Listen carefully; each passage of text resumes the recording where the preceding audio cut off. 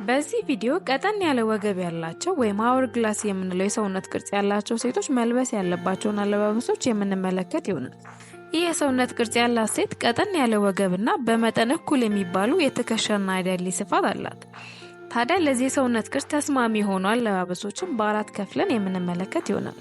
በመጀመሪያ ይህ የሰውነት ቅርጽ ያላቸው ሴቶች መከተል ያለባቸው የአለባበስ ሕግ በምንም አይነት ልብስ ይሁን ቀጠን ያለ ወገባቸው ማጉላት ላይ ነው።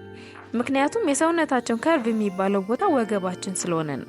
ከላይ እና ከታች ያለው ሰውነታችን እኩል የሚባሉ ስለሆነ መሃል ላይ ሁለቱም ብሬክ በማድረግ ያ በጣም የሚያምረው 8 ቁጥር የምንለውን ቅርጽ መፍጠር እንችላለን ማለት ነው።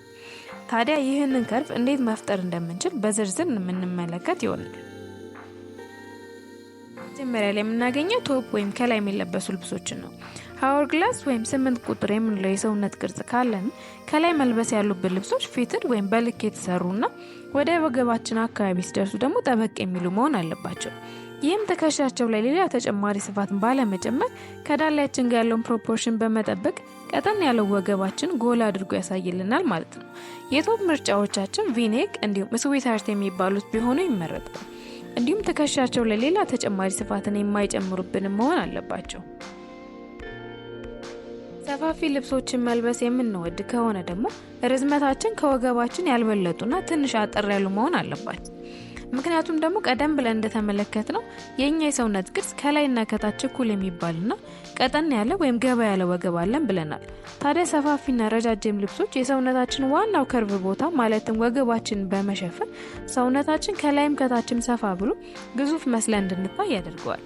ያው ይሄ ማለት ሁሌ ጥብቅ ያሉ ልብሶችን መልበስ አለብን ማለት ሳይሆን ከላይ ጠበቅ ያለ ልብስ ከለበስን ከታች ደግሞ ሰፋ ያለ ልብሶችን መልበስ እንችላለን።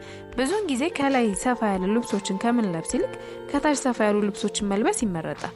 ይህም የላይኛውና የታችኛው ሰውነታችን ፕሮፖርሽን ይጠብቅልናል ማለት ነው። በተቃራኒው ደግሞ ትከሻቸው ላይ በጣም ተጨማሪ ስፋት ያለባቸው ልብሶች በምንለብስበት ወቅት ከታች ካለው ሰውነታችን ጋር ባላንስ ስለማያደርግ በጣም ሰፊ ትከሻ ያለን ይመስላል። ታዲያ የኛ የሰውነት ቅርጽ ከኛ የሚፈልገው ምንም አይነት ስፋት የለም።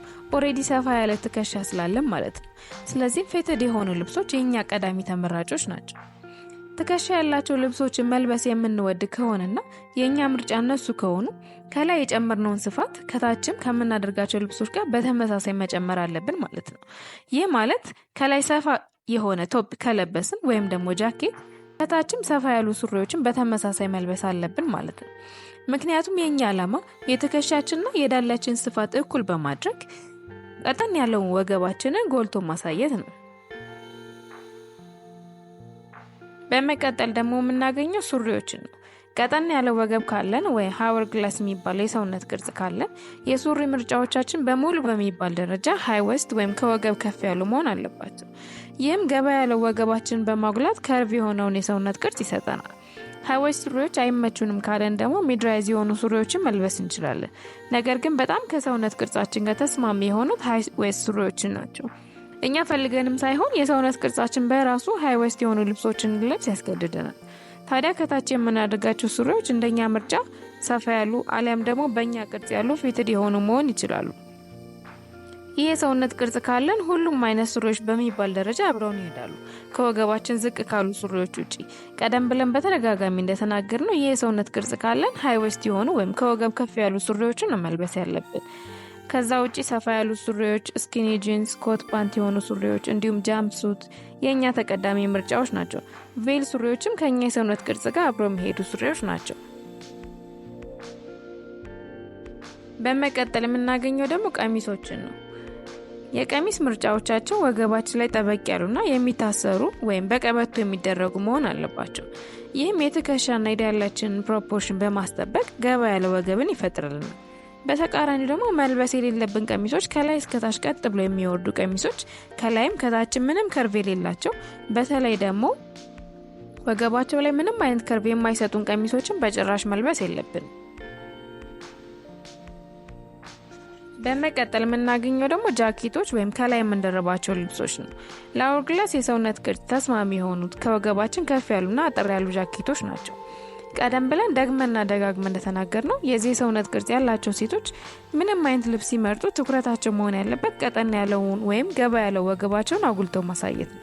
ምክንያቱም የ8 ቁጥር የምንለው ቅርጽ የሚፈጥርልን ዋና የሰውነታችን ቦታ ወገባችን ስለሆነ ነው።